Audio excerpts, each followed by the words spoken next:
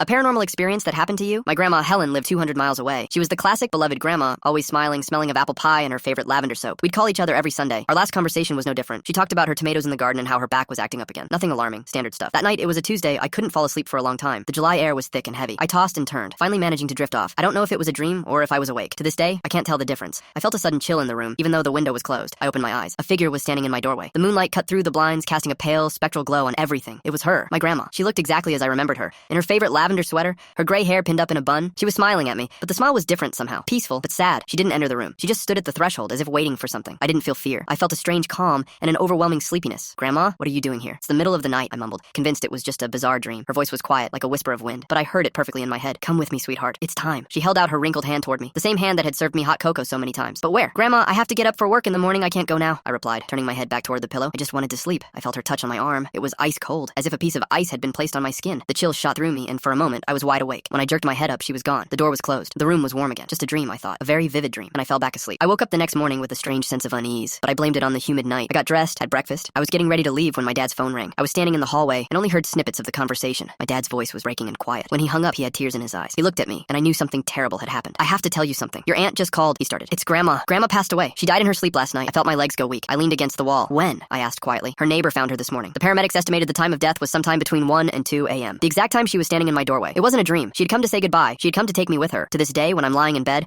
I can sometimes feel that phantom ice-cold touch on my arm, and I ask myself one question that will haunt me for the rest of my life. What would have happened that night if I had said yes and gone with her?